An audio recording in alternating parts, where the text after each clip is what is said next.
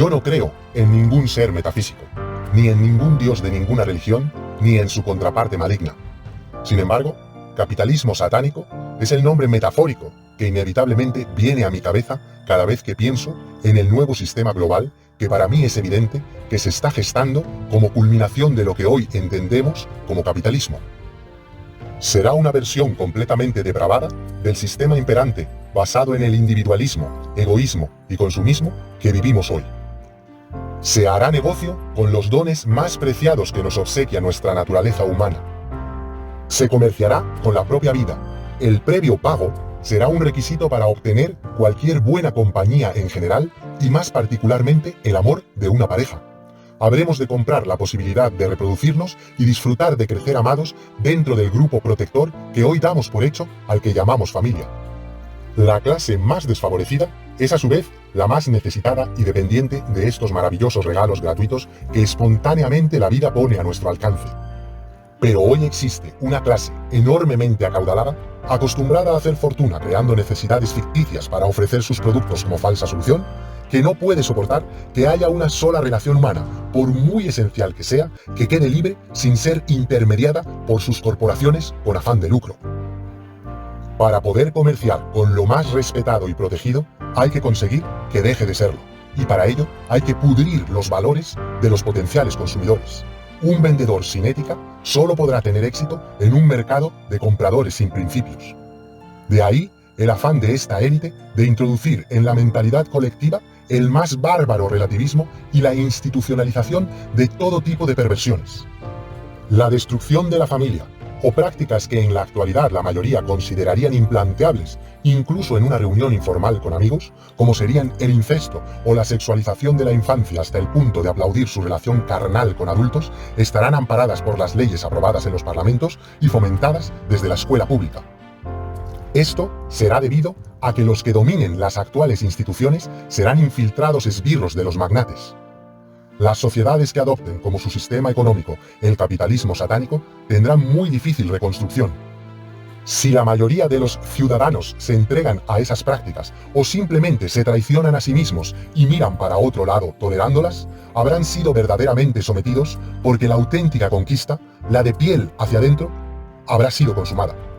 La democracia ha resurgido en diferentes partes del mundo, en España incluida, tras las más atroces dictaduras, porque los ciudadanos eran obligados a un comportamiento público, pero mantuvieron sus convicciones guardadas férreamente en su interior para que aflorasen al debilitarse el poder opresor.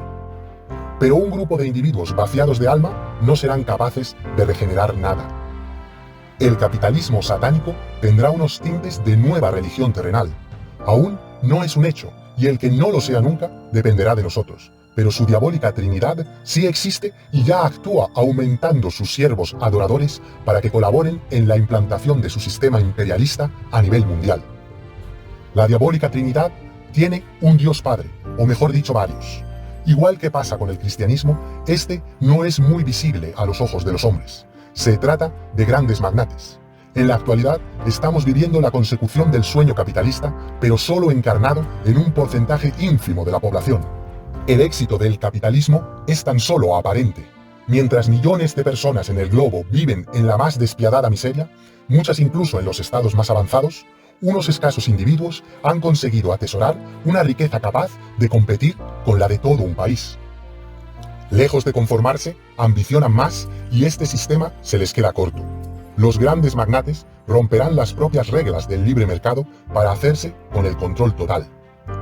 Aparte de desear su enriquecimiento absoluto, estos multimillonarios se sienten con tanto poder que desean convertirse en dioses, pero no en el sentido de las religiones mayoritarias actuales, sino similares a los de la mitología griega, seres temidos y tan solo por ello respetados por el resto de mortales, capaces de dar rienda suelta a sus más bajas pulsiones y placeres, incluso con consecuencias nefastas para miles de personas, experimentando un extremo éxtasis ante su total impunidad. La mayoría de ellos permanece completamente oculta y ni sospechamos su identidad. Conocemos algunos nombres que seguro ocupan la escala más baja de su Olimpo: George Soros y su Open Society Foundations, Bill Gates y su fundación, la familia Rockefeller, la Ford Foundation, a la vez que otros tantos mandatarios mundiales o miembros en diferentes grados de familias reales son algunos de los integrantes de una oligarquía transnacional. Muchos afirman que se reúnen en el Club Bilderberg, que ya de por sí es un encuentro anual muy opaco, pero sus deliberaciones seguramente se producirán en otros foros de los que nadie sepa nada. Estos nuevos poderosos mueven sus capitales a nivel global y su objeto de explotación ya no son los individuos, los obreros que en la revolución industrial servían en sus fábricas por un salario muchísimo menor al valor de las manufacturas producidas. La explotación ahora es más sofisticada y menos evidente, pero muchísimo mayor. Ahora, la oligarquía transnacional quiere quedarse con el erario público reunido por los obreros de una nación. Los responsables y bien intencionados trabajadores de un país pagan puntualmente sus impuestos asumiendo que con ello mejorarán la sanidad, la educación, las redes de transporte y otros tantos servicios estatales beneficiosos para todos. Pero en realidad, los salarios que deberían sustentar los hogares proletarios son recortados para alimentar el estómago sin fondo de la oligarquía transnacional y no los servicios esenciales patrios. Para poder conseguir esta extracción de riqueza y a la vez, como dijimos antes, poder negociar con lo inimaginable dentro de un territorio, la misma existencia nacional es un impedimento. Sus fronteras, sus legislaciones y sus instituciones democráticas todavía ponen algo de freno ético al actual capitalismo. Hay que destruirlas si lo que se quiere es imponer una versión más atroz, una mutación del vigente sistema económico cuya dirección quede en manos de muy pocos. Unas instituciones nacionales fuertes defenderían lo suyo frente al ladrón externo. Pero las instituciones no son seres vivos. Son fuertes si las personas que las constituyen lo son, demostrando amor y compromiso con su país. De ahí lo importante de destruir la ética del pueblo, destruir los vínculos entre las personas que habitan una tierra y su apego a esta. Hay que inocular en ellos el egoísmo, el individualismo, el relativismo, si es posible enfrentarlos entre sí, impedir que conozcan su historia y el legado de sus ancestros, conseguir que repudien sus tradiciones para que desprecien el suelo que pisan desde su nacimiento. De ahí parte un efecto en cadena. Una población con débil identidad nacional solo podrá ofrecer a sus instituciones miembros débiles y fácilmente corruptibles. Y unas instituciones débiles y corruptas entregan fácilmente su soberanía o incluso son causa de la desaparición de la nación.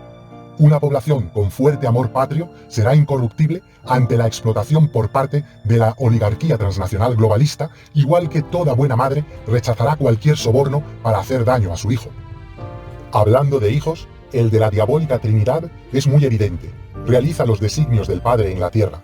Se trata de la derecha política. En España, al menos, siempre ha elaborado leyes que iban en perjuicio de los trabajadores, como la famosa reforma laboral del Partido Popular de 2012, que entre otros puntos importantes restaba días a pagar por año trabajado en la indemnización por despido que la empresa abonaba al trabajador.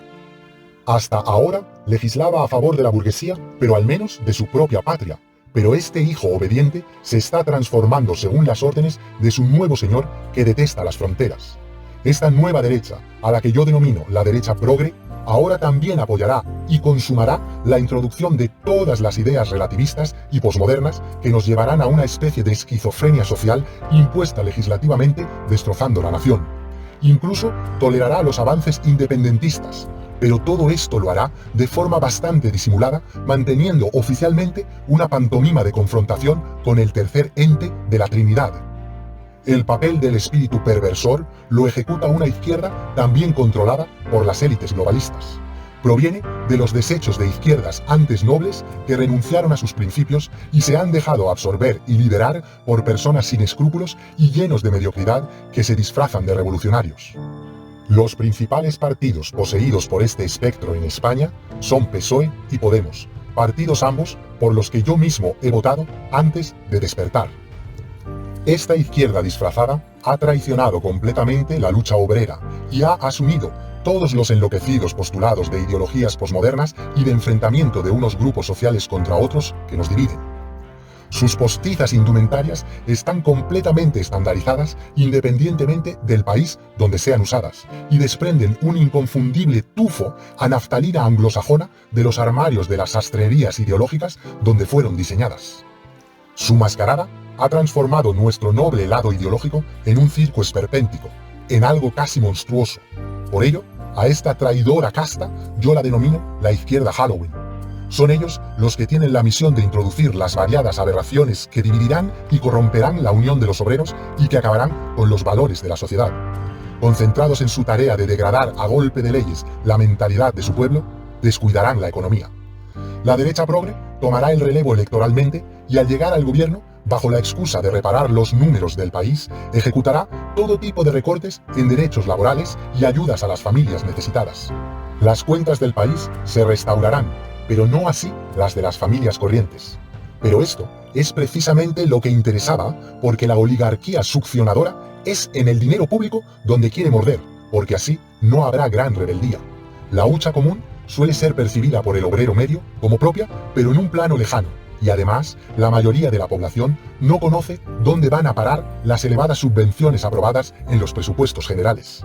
La derecha progre no derogará ni una sola de las leyes depravadas de la izquierda Halloween, como prometieron en campaña, pues ambos teatralizan una disputa, pero el hijo y el espíritu perversor están coordinados en secreto consenso. Los sacrificios realizados por la población para sanear la macroeconomía provocarán la alternancia y la izquierda disfrazada gobernará de nuevo bajo la promesa de devolver los derechos robados a los trabajadores, que jamás cumplirá. Lo que hará será profundizar en la institucionalización de la perversión social. Esto lo hará enmascarándolo todo tras una supuesta lucha revolucionaria por los derechos de minorías vulnerables. Durante unos primeros años, este ardid tendrá éxito, y los partidos políticos de izquierda Halloween sobrevivirán incluso con relativos buenos datos en sus etapas en la oposición, pero su falsedad les pasará factura a largo plazo. Sus dogmas son tan absurdos que casi a diario la realidad los refutará, y con el pasar de los años, el obrero saldrá del embrujo y al verse traicionado, empezará a buscar refugio en la derecha de forma más persistente. La izquierda está siendo usada igual que lo es un país del tercer mundo con un subsuelo lleno de valiosos recursos. En este caso, la fuente de riqueza que los globalistas desean sustraer de la izquierda es su buena imagen en el ideario colectivo como defensora de los desfavorecidos. Por eso la usan para la introducción del relativismo y perversión ética disfrazada de progreso. Con la derecha que también manejan, hubiera sido imposible. Pero igual que el país pobre se quedará sin sus minerales valiosos, la izquierda perderá reconocimiento, siendo percibida a la larga como un circo del esperpento compuesto únicamente por payasos tristes que encadenan ridículo tras ridículo. Los dictadores de las naciones humildes también se hacen de oro, pues son ellos los que han dirigido a su país a la ruina tras un jugoso pacto monetario con los capitalistas. Su equivalente son los dirigentes progres de la izquierda, auténticos traidores a sus bases y a la clase proletaria. Y estos últimos se corresponden con los desgraciados trabajadores autóctonos que realizaron toda la labor en las minas pensando que hacían el bien para sus familias, que quedarán abandonados sin empleo y sin materias primas con las que volver a comenzar.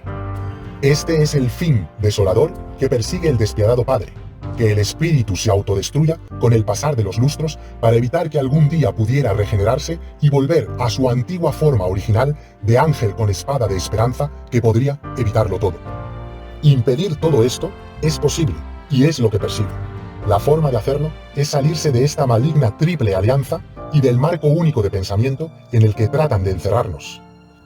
Cada vez gana más fuerza Vox en España y en otros países partidos equivalentes, representantes de una derecha dispuesta a plantar cara a este globalismo capitalista depravado, aunque ellos piensan que luchan contra un marxismo cultural, es decir, creen que somos nosotros los que estamos detrás de toda esta locura.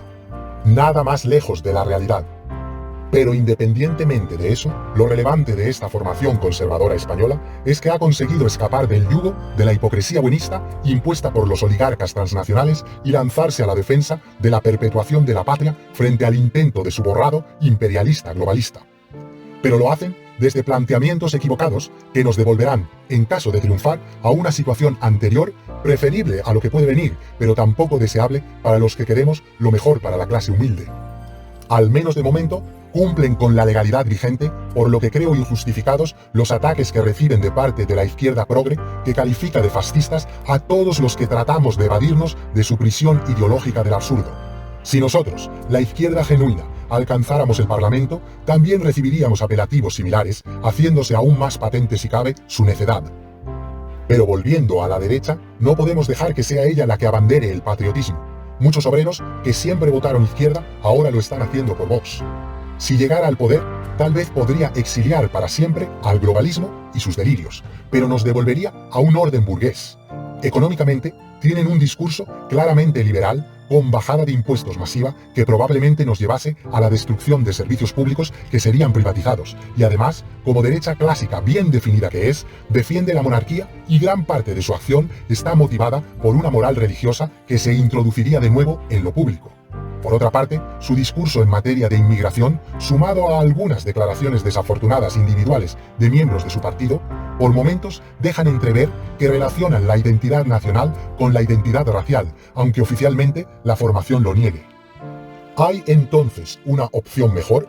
Por supuesto, la hay, pero está construyéndose. Se trata de la izquierda patriótica, una izquierda postcapitalista que aproveche los logros de este sistema, pero que lo mejore, acabando con las desigualdades y el enriquecimiento de unos pocos, que vuelva a defender los derechos de los trabajadores, creando una legislación ética que impida los abusos del mercado. Necesitamos una izquierda que recupere una de sus mayores señas de identidad, la razón y el materialismo. Esto implica, al igual que se descartan las divinidades por no estar sujetas a las leyes físicas de una realidad observable, tangible, descartar también todos los constructos posmodernos. Y que sea profundamente patriótica para evitar la implantación del capitalismo satánico globalista. Por lo explicado en este vídeo, es evidente que en los tiempos que nos ha tocado vivir, ser patriota será uno de los rasgos imprescindibles de cualquier buen izquierdista, por lo que deberá confrontar con todo lo que debilite su nación, como por ejemplo los intentos secesionistas o la leyenda negra española. Y deberemos apoyar todo lo positivo que la fortalezca, como la enseñanza de nuestra historia y la defensa a ultranza de nuestra lengua común, el castellano, dentro y fuera de nuestro territorio. Esto me lleva a mirar al otro lado del Atlántico y a soñar no solo con el fortalecimiento de lazos con países hermanos hispanoamericanos, sino con una reunificación hispánica. Digo hispánica y no española. Hasta hace 2 siglos, todos fuimos España, pero estos 200 años separados han creado identidades diferentes y surgimiento de fortalezas en los estados hispanos que justifican que ya no se integren dentro de España, sino que se asocien con ella en una hermandad entre iguales de pueblos que tienen a la vez su particularidad y su legado histórico, lingüístico y cultural común. Esta unión nos haría más fuertes y podríamos crear una civilización que nos permitiera resurgir y librarnos de la influencia anglosajona omnipresente y que claramente supone un freno para desarrollar todo el potencial de los pueblos de la hispanidad. Lanzo la propuesta de la izquierda patriótica desde esta ventana que sé que necesariamente me pondrá en contacto con personas interesantes y valiosas a las que podré unirme y contribuir a su liderazgo y formar un partido político que devuelva la honra a la izquierda española. Con el tiempo, tal vez accedamos al Parlamento para transformar verdaderamente la sociedad a mejor. Esa es mi meta a largo plazo. Se trata de un viaje prolongado y lleno de obstáculos. No importa, la caminata kilométrica hacia cualquier buen destino comienza con un paso, y este ya está dado.